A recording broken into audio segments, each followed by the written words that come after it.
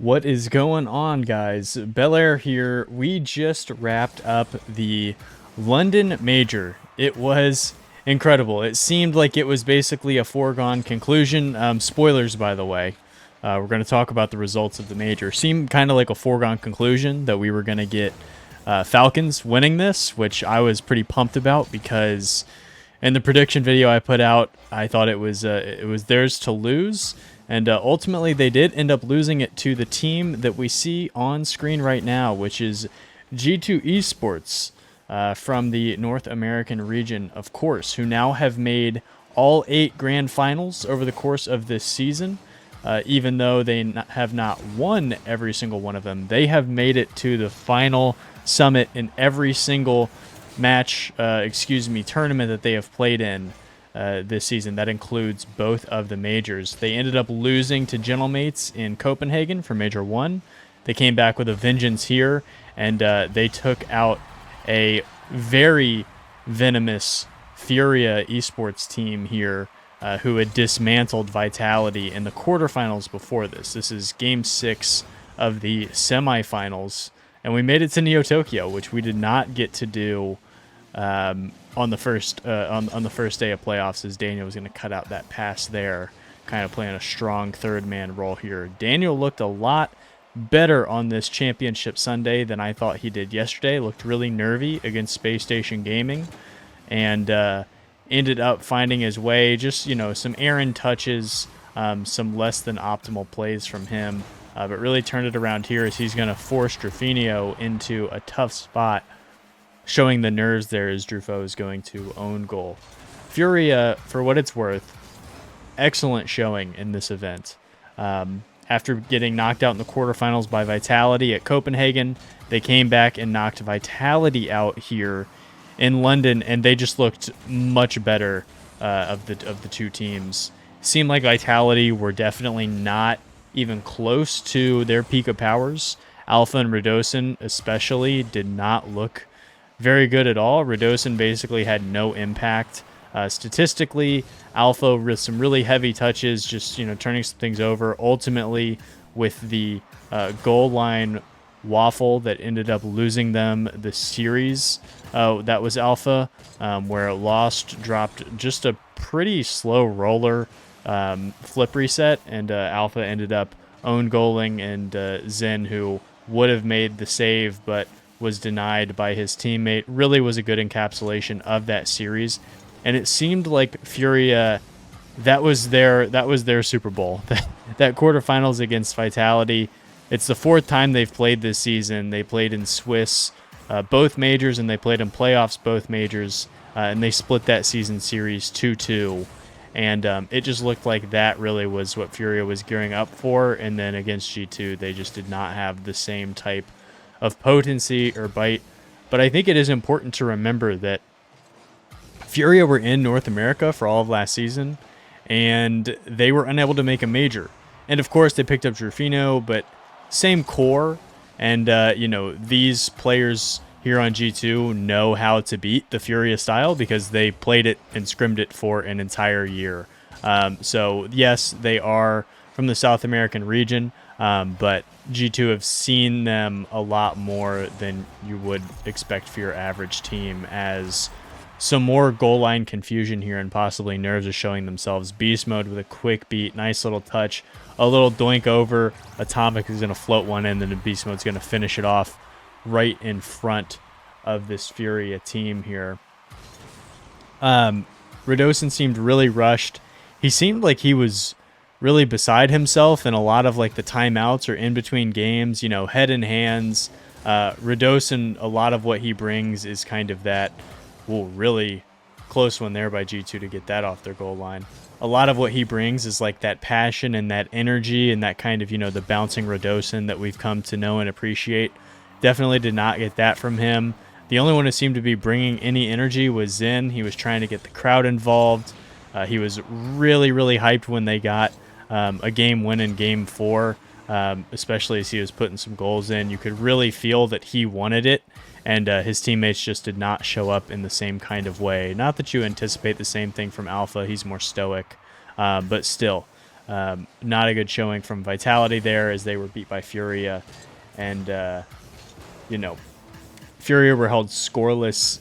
Talking about this series against G2 here, because we're at 35 seconds left, and I spent a lot of it talking about their quarterfinal against Vitality. But Furia were held scoreless in the first 2 games of this series. Really slow start, which is tough to do against G2, who are very okay with playing different styles, playing up-tempo, playing down-tempo, letting different players kind of take the reins.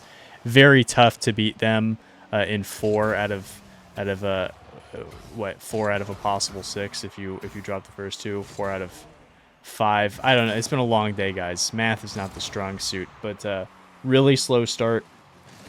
3 goals from Furia after they called the timeout in games 3 and 4. G2 were still creating really good looks. I never really felt like they were out of it. Of course, Furia were getting back into things, but it didn't necessarily feel like the tide was like shifting in a very dramatic or pronounced way. And that own goal that we saw there from Drufinho was a good encapsulation of what sunk them here. Just not the same bite from Furia, but a big statement win from G2, who are not playing around. I, for whatever reason, got onto the hype train. I thought Furia were going to win this one, but I was incorrect. But with that being said, let's go over and hop over to what I think was the best series, possibly of the entire event, in a Gentlemates Falcons war, and we'll get right back on the pitch here. All right, Champions Field, TRK point of view. This series was so good. The former LAN champions going up against the favorites of this London major here, and it totally delivered as TRK is trying to get a nice little back pass here. The veteran for Team Falcons is not deterred by the bright lights, and that's gonna show over the course of this game here, as he's gonna try and take a 50 into his own corner there. Falcons totally upped the pace in this series. They controlled the boost. Something that Falcons like to do quite a bit is test the backboard. You'll see these plays, and I'm sure we'll see a couple over the course of this game, where they'll try and just punt one with a ton of power towards the backboard, like right here, and just to see how the defense reacts. And then they'll have somebody there to either make a play on it, make a fake, pass it down to a teammate. Falcons love testing the backboard, and they are going to give up the first one here. How did this come to fruition? I was looking at my notes. Let's take a step back. TRK dusted, gets a bump on Seikoo, who fakes it, and then Itachi is able to put one away. Itachi, by the way, incredible in this series.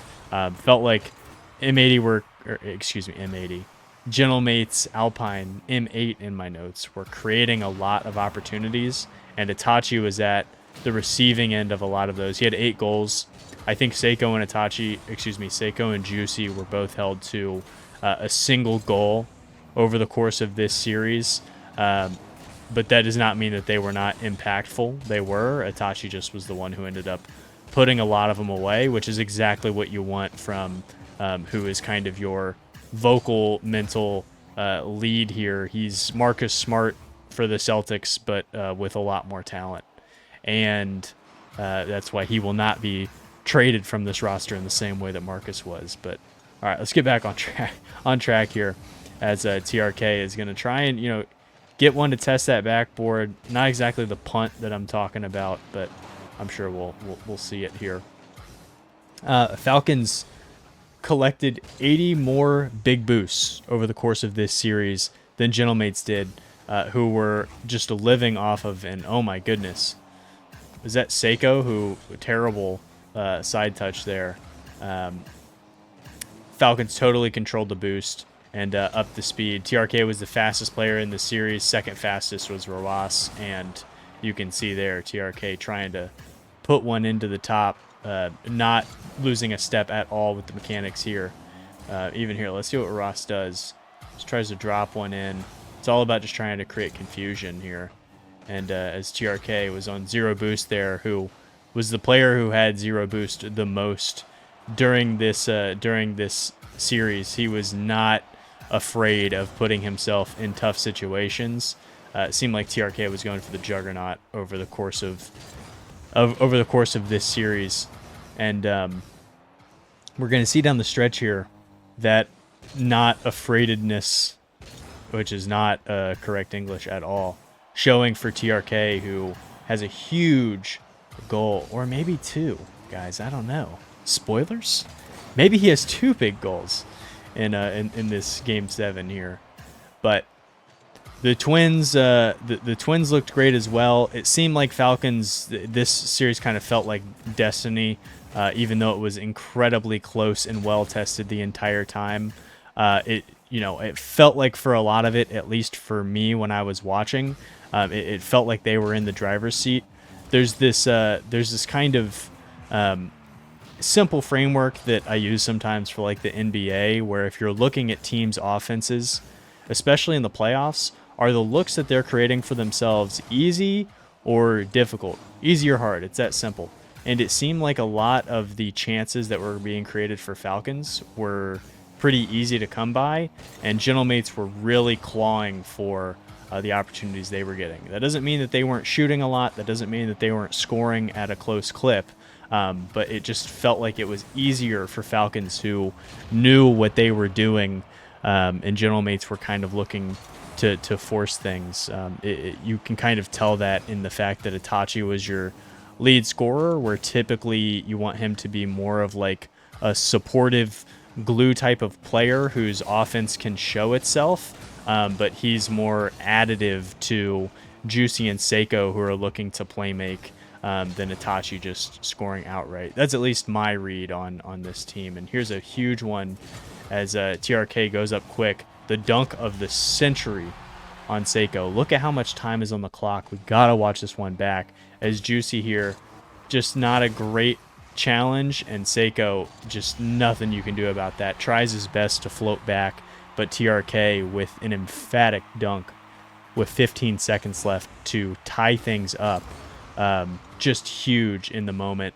Everybody went crazy in the broadcast, and here a little bit of tough one is Rawas is going to bump TRK, who still looks to float to it, and this one you think is going to just touch ground, but we're going to keep it alive, and both sides are going to get a bite at the apple here, as Juicy's going to catch and collect. TRK is not afraid upfield to get the read on that one, and then now we're going to hit golden goal on Champions Field, and we're going to see who can show their brass here. TRK is going to get beat to the boost by Juicy. This one's going to float a little too high for Itachi, who's now stuck in the net. TRK, smooth. Almost cost him a goal. That one is a little high. I think that was a Seikoo shot. And let's see what he can do here, as Falcons look pretty comfortable on defense so far. Rawas is going to send this one out. And I don't want to play call this one, but, the moment was really tense, and I feel like it deserves it, as TRK is going to get beat to another boost there. Does not matter to him. He is going to stay in this play. First man, call Juicy's number and get the 50 there. And a huge 50.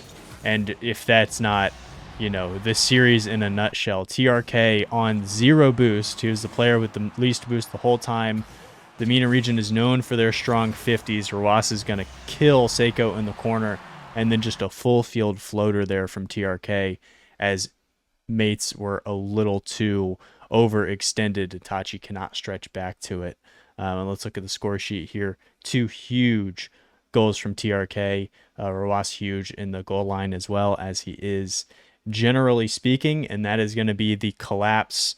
Collapse is too strong of a word. That is going to be the exit for the Copenhagen major Gentlemates Alpine, who I think have shown that they are better than what they have seen, what we've seen from them online. At land, they just take it up.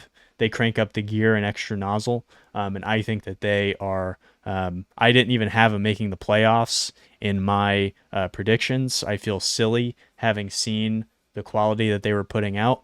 Certainly going to be a top 3 team for me heading into the World Championship. But with that being said, let's go ahead and finish things off with our grand finals. Team Falcons representing MENA against G2 Esports from North America. All right, grand finals. G2 Esports versus Team Falcons, and we're actually going to take a step back. I think this is game 3. We already looked at Daniel Point of View, who was the MVP in the closeout. I think a couple of goals to his name made that a little bit easier, but I wanted to highlight our MVP in Beast Mode, vindicating, because I said before the season, not to toot my own horn, but guys, I'm normally wrong, so when I'm right, you're going to hear about it. I said that Beast Mode could be the MVP at the beginning of this season. I just felt like this team was kind of tailor-made to allow him to shine, and so that Daniel is a 2v2 teammate, so they know each other. Atomic has shown his ability to be brilliant on or off the ball, allowed his teammates to shine on G2 en route to them winning a major of their own a couple seasons back. And now on this team, just playing with 2 of his peers, I felt like this could be a spot for Beast Mode to really thrive. And it's showing itself now, as he is just going to rip one bottom left corner. Look how quick he turns on this. And we'll talk about some of the pieces of the series that were important here. Is Kiileerrz totally flat-footed, has no idea Beast Mode is in his blind spot there, and that was kind of the tail of the tape.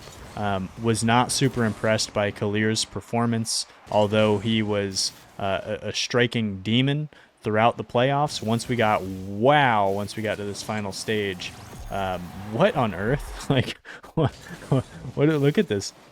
This thing is just going to get absolutely spun to the backboard, and Beast Mode cannot do anything about that one, as we're even here on DFH Stadium. But Kiileerrz, especially down the stretch, a lot of super heavy touches that got away from him. Falcons felt disjointed, didn't really feel like they, had the same level, which of course you anticipate once you get to a grand finals. Definitely more nervy. And I think the fact that G2 were able to make it to the summit and be in the grand finals from Copenhagen meant a lot over the course of this series, as the Twins specifically just did not seem to be showing their full powers in Beast Mode. Oh my goodness. Almost got a crazy spin around. What was that? Like a backflip double there. I don't even know how to express that one. And space is going to open up here. Just trying to make them uncomfortable. Gets a boost steal, gets a bump. Falcons were not able to play at the pace that they like to, which is controlling and up-tempo.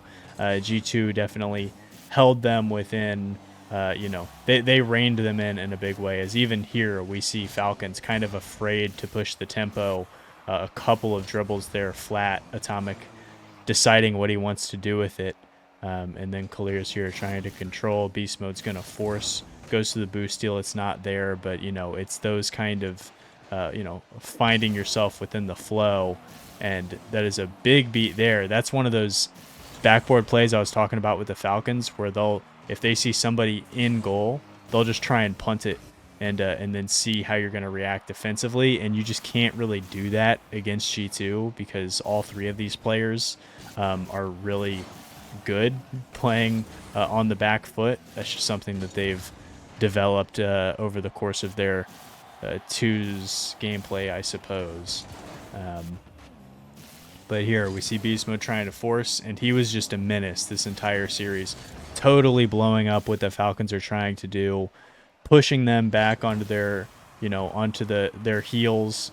Even here, the double disrupt in midair, just making the most out of all of his boost. And even on zero boost, I think he might be the best zero boost player that we have. A ton of huge goals, not necessarily in this game, but against Space Station, had 2 big goals that were on zero boost for Beast Mode. Will defend the midline evenly and well. Gets up to the top of the ceiling, can defend off that, which we highlighted in our G2 video recently. I just am gushing about this G2 team because I doubted them. I thought they were going to lose to Furia. I picked them to lose to Space Station in the quarters. I just felt like they might underestimate Space Station. but they close out, or at least so far this season, I think they've beat them 7 times, 0-7. So don't know what I was thinking there. Was more of a momentum pick, but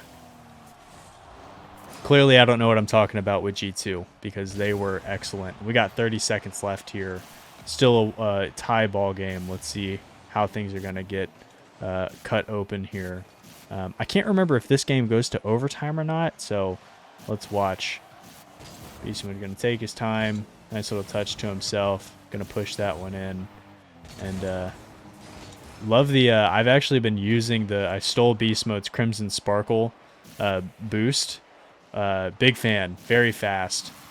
Beastmode going to control off the ceiling here. Totally cool. Oh my god, I think I remember what this is. Yeah! The 0-second goal. Unbelievable. Let's look at this one more time. Cool, calm, collected Beastmode. Grabs his 100. Takes that one up. Gonna try and Goomba stomp Kiileerrz here. Daniel right behind him for the finish. Rawas has no idea what hit him. How does this look from Rawas POV? This is Kiileerrz. Ugh. It's kind of the nerves that you expect from, you know, the best defensive player in the world there. This is Daniel, I believe. He's going to cut in and just lays one right over the top. Daniel, huge series from him. Well-deserved. But Beastmode, well-deserved for the MVP. And Atomic, the best player in the world who doesn't expect anything else. He's like Chris Middleton to the 100th percentile. Atomic. Selfless, great teammate. Sathu deserves a lot of credit as well. So GG's to G2, who are going to be going into the World Championships as the favorite. I think it's well-deserved. Like we said, they made every grand finals this season. And some other videos are going to be coming out here soon. Going to do the randomizer that I always love to do. Maybe kind of a longer breakdown. And guys, we're going to be talking about this major for a long time. Loved all the performances that we got to see. Definitely changed my opinion on some of the players here, as we always should. Happy to be incorrect and adjust my opinion. We'll never be embarrassed about that. So GG's to G2, who I doubted the entire way through. They are the champions. They lifted the trophy. And guys, thank you so much for taking the time to check out this video and all the recent content. And as always, hope you have a great rest of your day and take it easy.